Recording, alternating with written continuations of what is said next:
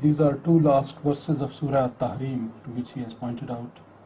أعوذ بالله من الشيطان الرجيم وضرب الله مثلا للذين آمنوا امرأة فرعون إذ قالت رب ابن لي عندك بيتا في الجنة ونجني من فرعون وعمله ونجني من القوم الظالمين ومريم ابنة عمران التي أحسنت فرجها فنفخنا فيه من روحنا وصدقت بكلمات ربها وكتبه وكانت من القانتين. And Allah holds forth as an example for those who believe the wife of Pharaoh when she said, My Lord, build for me a house with thee in the garden, and deliver me from Pharaoh and his work, and deliver me from the wrongdoing people. And sets forth as an example Mary, the daughter of Imran, who guarded her chastity, so we breathed into him of our spirit, and she fulfilled the prophecy conveyed to her in the words of her Lord, contained in his books, and she was one of the obedient. You can explain to us how the believers are likened with the wife of Pharaoh and Maryam bint Imran?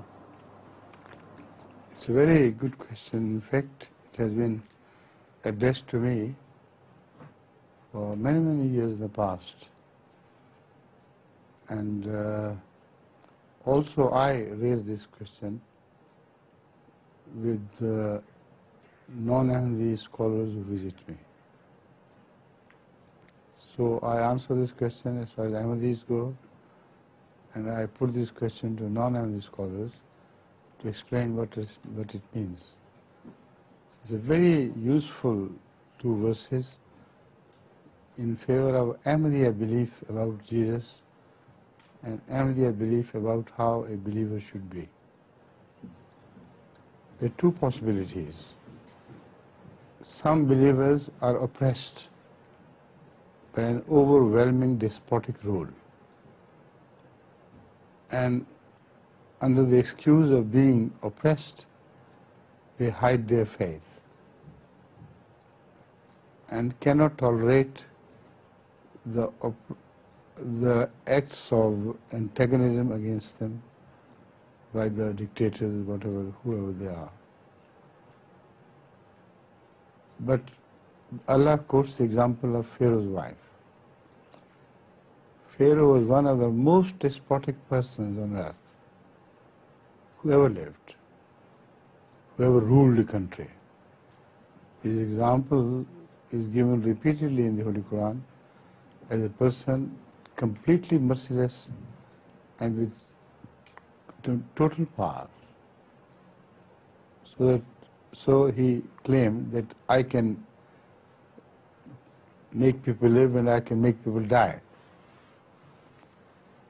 He had the two attributes of Allah appropriated for himself. He causes people to die and he causes people to live. And he was so completely despotic and possessed power so totally that he even claimed to be repeating what God does in heaven or on the earth. So he sort of misappropriated the powers of Allah as well. Right? Under him was his wife, who is mentioned here in the Quran. And she refused to accept his claims. And he repeatedly mentioned his belief in Moses, who was brought up by her herself.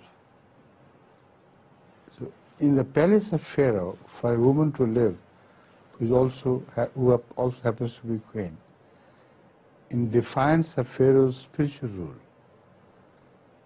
and complain to Allah of whatever she was suffering, not to any other humans. This is the best possible example which is quoted or presented before every Muslim.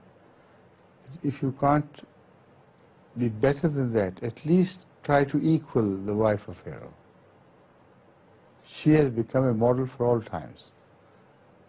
for all the oppressed people in the name of Allah. Worse conditions than that she faced, than those which she faced, cannot be envisioned. And yet she stood firm and said that, build me a house in the heaven, not in the garden, as it is translated. What she says is not that Allah should build her a house in the garden of Pharaoh. Evidently she is begging Allah to build a house in the heaven, in the paradise hereafter. That also shows that her own sense of belonging to the house of Pharaoh had completely gone. As far as she was concerned, it was no house that she was living in. She had no powers, nothing that a landlady possesses in her own house. So another very piteous prayer that she is making is this, that, oh God, this is no house of mine where Pharaoh rules. I want you to build me a house instead in the heavens, in the hereafter. Now this is the example given by the Holy Quran for every believer who faces any opposition from the people or from the rulers or from anywhere in the name of Allah. If he cannot do better than that woman of Pharaoh, he should at least try to equal her. It's a challenge for all believers. What a beautiful way of expressing the freedom of faith under the worst possible oppressor. And the Muslims are expected to follow that example. Let me first translate this and then I'll turn to the second part. And the next verse relates to the best status of the mu'min or believer which Allah expects of him. The lowest status is this, which resembles the great woman of the house of Pharaoh. If that is the worst status, imagine, the lowest, what should be the highest? The highest is likened unto the case of Mary. She never desired anything for herself. The spiritual son born to her was born not of any private desires which she had. So she had no relationship with satanic ambitions which placed her the heart of a woman. Whatever was granted to her was granted entirely from Allah, not because of any sexual or worldly involvement by the lady herself. So this is an example, for the best example for the believers to follow. They should never desire their own ambitions to be fulfilled spiritually. In fact, they should have no ambition whatsoever to rise in their spiritual status, like Mary didn't have any.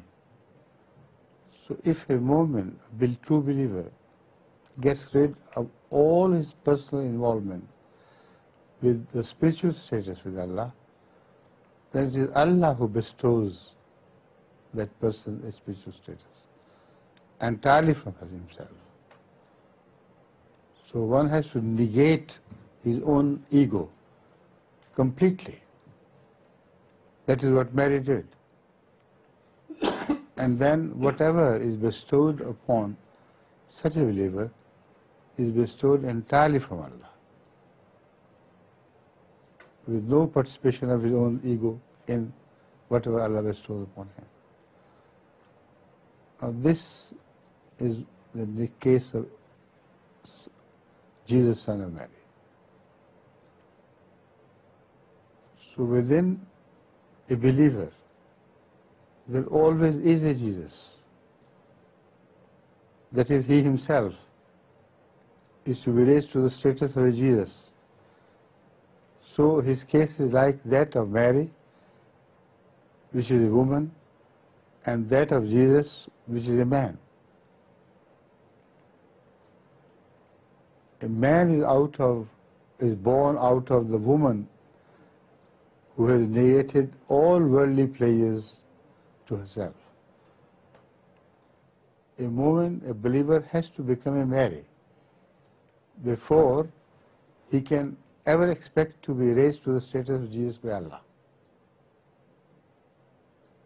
So from within a believer springs forth a spiritual Jesus. This is the message of this verse.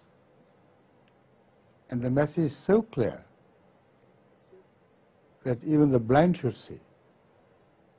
In the first instance, the reference given to the woman Mary is in feminine. Farjaha, repeat. Maryam ibnata Imran allati ahsanat farjaha. Ahsanat farjaha. It's her that is referred to in this. And when Allah bestows a spiritual status, He bestows it not to her, but to the man within her. And there, reference is masculine. Read it. فَنَفَخْنَا فِيهِ مِن رُوحِنَا. فَنَفَخْنَا, Allah doesn't say فِيهَا بِرُوحِنَا. نَفَخْنَا فِيهِ بِرُوحِنَا. Believer is a man. And a man in the sense that he is worthy of being raised to the status of a prophethood. So first he has to be a Mary and sacrifice all his ambition for the sake of Allah. Then from him will rise a Jesus when Allah bestows His Spirit upon him, breathes His Spirit into him. This is the second part. Now the beauty of this inference is this, that a similar verse is found elsewhere in the case of the first Jesus which was born physically. And there both the references are in feminine. Can you read that verse? Another verse speaks of Mary having guarded her chastity, and then Allah having breathed into her, and then a Jesus is born. That Jesus is different from the one promised to the Ummah of Muhammad sallallahu alaihi wasallam. There it was a physical birth which Allah referred to. Here it was a spiritual birth to take place from within the masculine Mary of the Ummah, or the status of a believer while it was previously in a feminine status, like Mary was. Then Allah breathes into him the hidden Jesus in him, and then he rises to the status of a prophet of God or one appointed by God. والتي أحسنت فرجها فنفخنا فيها من روحنا وجعلناها وابنها آية للعالمين. See, the first birth of Jesus is referred to in this verse. In both cases, it is a feminine gender which is used by Allah. Listen with care. والتي أحسنت فرجها فنفخنا فيها من روحنا فيها بالروحنا. Okay. وجعلناها وابنها آية للعالمين. Even it is masculine, but breathing is into Mary. In both cases, feminine gender is used. So evidently this is a reference to the previous Jesus. This is a reference to the Jesus to be born in the Ummah of Muhammad sallallahu alaihi wasallam. Here the second reference is directly masculine and not a feminine reference. Read again. وَمَرْيَمَ ابْنَةَ عِمْرَانَ الَّتِي أَحْصَنَتْ فَرْجَهَا فَنَفَخْنَا فِيهِ مِنْ رُوحِنَا See? فِيهِ مِنْ رُوحِنَا. صدقت بکلمات ربها وکتبه وکانت من القانتین. Now, you translate and I am coming.